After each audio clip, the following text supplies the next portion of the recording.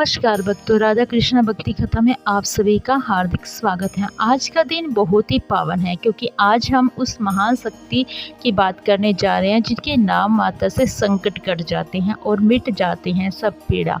जी हाँ, आज हम बात करेंगे पवन पुत्र अंजनी सपूत और श्री राम के परम भक्त हनुमान जी की। आज इस विशेष अंक में हनुमान जी जन्मोत्सव के हर उस पहलू और को गहराई कर जानेंगे जो शायद आपने पहले कभी नहीं सुनी हुई होगी। जन्म की अलौकिक कथा से लेकर रामायण के युद्ध तक और हनुमान चालीसा के गुप्त रहस्य को लेकर और आज उनकी पूजा विधि भी हम जानेंगे। तो प्रेम से बोलिए हनुमान जी का जन्म केवल एक वानर बालक का जन्म नहीं था, बल्कि ब्रह्मांडी ऊर्जा का पृथ्वी पर अवतरण था। चैत्र मास की पूर्णिमा जब चंद्रमा अपनी पूर्ण कलाओं के साथ होता है, तब उस समय के श्रीरंद्र का जन्म हुआ था। आध्यात्मिक दृष्टि से हनुमान जी से प्राण शक्ति के प्रतीक है। जैसे हमारे शरीर में श्वास के बिना जीवन संभव नहीं है, वैसे ही भक्ति मार्ग में हनुमान जी की कृपा के बिना प्रभु राम तक पहुंचना संभव ही नहीं है। उन्हें कलयुग का जागृत देव इसलिए कहा जाता है क्योंकि वे अजर अमर है। वे आज भी गंधमानव पर्वत या जहाँ कहीं भी श्री राम की कथा होती है, वहाँ वे अवश्य रूप में विराजमान होते हैं।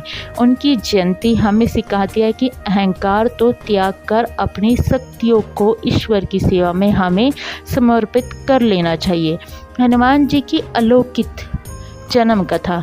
इस कथा में जुड़े हुए स्वर्ग की अप्सरा पुंज कस्थला के से जुड़ी हुई है, जिन्हें एक ऋषि के श्राप से कारण वानर रूप में पृथ्वी पर आना पड़ा। वे अंजनी कहलाई। माता अंजनी व वानर रूप केसरी के पुत्र प्राप्ति के लिए कई वर्षों तक घोर तपस्या की। उसी समय अयोध्या में राजा दशरथ पुत्र के ये युग कर रहे थे। देव ने उन्हें दिव्य खीर का पात्र दिया। कथा कहती है कि उस खीर का एक अंश पवन की झोली में आकर गिर गया और एक पक्षी के माध्यम से माता अंजनी को खिला दिया। वायुदेव के माध्यम से वह अंश अंजनी तक पहुंच गया, इसलिए हनुमान जी को पवन पुत्र भी कहा गया है। वे शिव के 11वें अवतार हैं, रुद्र अवतार।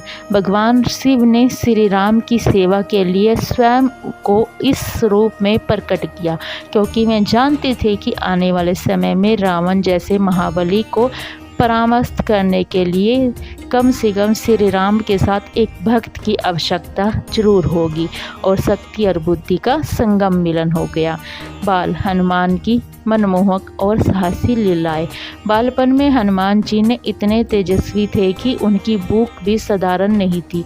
एक सुबह जब उन्होंने उगते हुए सूरज को देखा तो उन्हें लगा कि आकाश में कोई विशाल और मीठा फल लटका है। वे उसे खाने के लिए एक ही छलांग लगा गई और अंतरिक्ष की ओर उड़ चले गए।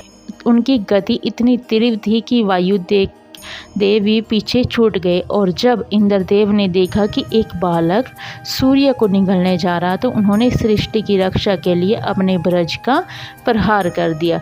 ब्रज के प्रहार से बालक हनुमान मूर्छित होकर गिर पड़े और उनकी ठोड़ी टूट गई, जिनसे उनका नाम हनुमान पड़ा। इस घटना के बाद जब वायुदेव ने अपनी गति रोक ली तो सृष्टि ने हाहाकार मच गया और सभी देवताओं ने बालक हनुमान को अपनी शक्तियाँ प्रदान की और ब्रह्मा जी ने उन्हें अमरता दी। वरुण देव ने उन्हें जल से अभेद किया और यमराज ने उन्हें काल के मुक्त किया। तब रामायण के संकट मोचन की अमर भूमिका हम आपको बताते हैं। रामायण में युद्ध में हनुमान जी को एक ऐसी धुरी है कि जिसके बिना कथा अधूरी है। जब प्रभु राम अपनी पत्नी सीता की खोज में व्याकुल थे, तब हनुमान जी ने उन्होंने सुग्रीव से उनकी मित्रता कराई। तब समुद्र लगाते समय उनका विशाल रूप धारण करना और सुरक्षा जैसी रक्षा को अपनी बुद्धि से मात देना तब उनकी चतुरता को दर्शाता है। लंका में अशोक वाटिका के भीतर माता सीता को ढांढक बांधना और रावण को सोने की लंका में अपनी पूंछ से अग्नि से भस्म कर देना अधर्म और परधर्म की पहली चोट ये थी। युद्ध में मैदान में जब लक्ष्मण मूर्छित हुए तब हनुमान जी ने केवल काल नेमिक जैसी मायावी का वध नहीं किया, बल्कि पूरा द्रोणागिरी पर्वत उठाकर उन्हें सिद्ध कर दिया कि राम का नाम लेने से कोई भी असम कार्य किया जा सकता है। हनुमान चालीसा का वे गुड रहस्य जो बहुत कम लोग जानते हैं। हनुमान चालीसा केवल चालीसा नहीं है, बल्कि एक आध्यात्मिक विज्ञान है। गोस्वामी तुलसीदास जी ने जब इसे जेल में लिखा था तब उन्होंने इसमें ब्रह्मांड के कई रहस्य को पिरोया था। जुग सहज जोजन पर भानु, लीलोता ही मुदुर फुल जानू। इस पंक्ति से पृथ्वी से सूर्य की दूरी का हिसाब दिया गया था। वह आधुनिक विज्ञान गगना के विकुल स्किट से और अष्टसिद्धि नवनिधि के का अर्थ जो माना गया है वे शक्तियाँ जिनसे व्यक्ति सूक्ष्म से विशाल बन जाता है और संसार में हर सुख सुविधा प्राप्त कर सकता है।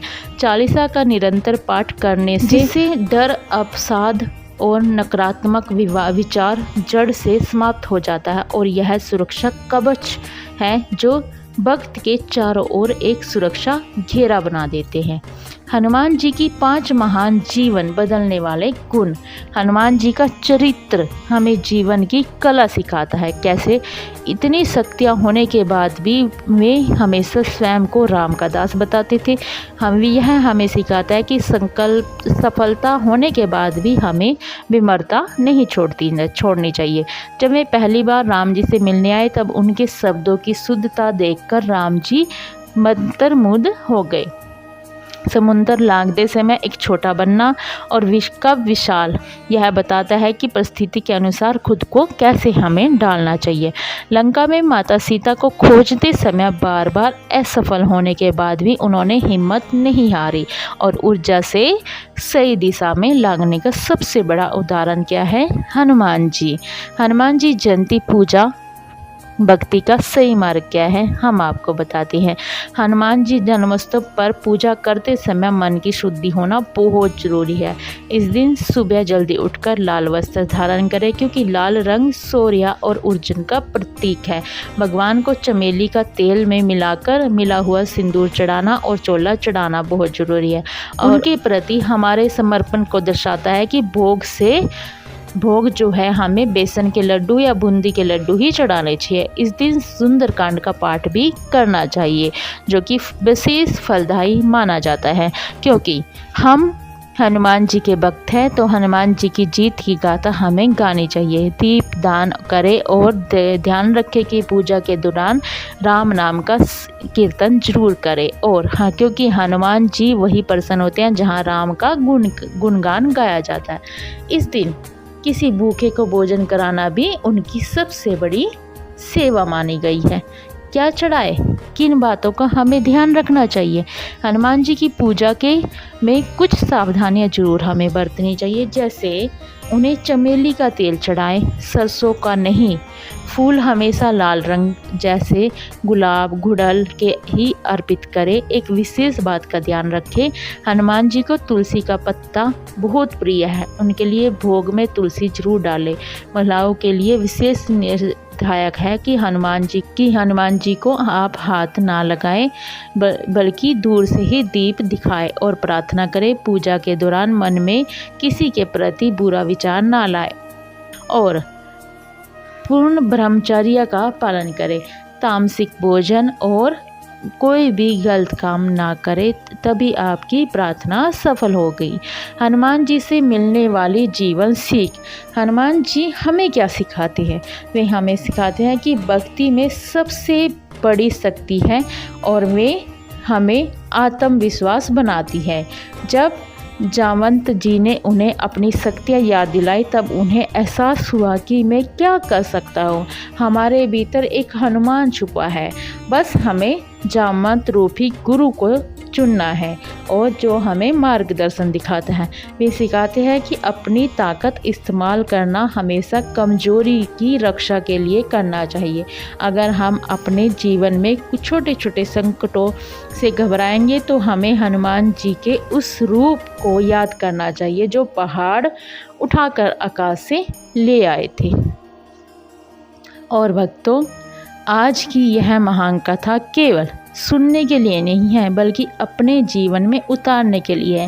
राधा कृष्णा भक्ति कथा का उद्देश्य यही है कि हम अपने जड़ों हुए भक्तों से अपनी संस्कृति के करीब और आ जाएं, और आशा यही है कि इन प्रसंगों के माध्यम से दिल को अच्छा महसूस हुआ हो, अच्छा लगा हो। इस पावन अवसर पर हनुमान जी आप सभी को दुखों को दूर करें और आपको सद्बुद्धि दे, खुश रखे। जाते जाते बस हम इतना कहेंगे कि जीवन में चाहे कितना भी संकट क्यों ना आए, बस एक बार सच्चे मन से अपने प्रभु को याद करो, सब पीड़ा मिट जाएगी। जय श्री राम दोस्तों।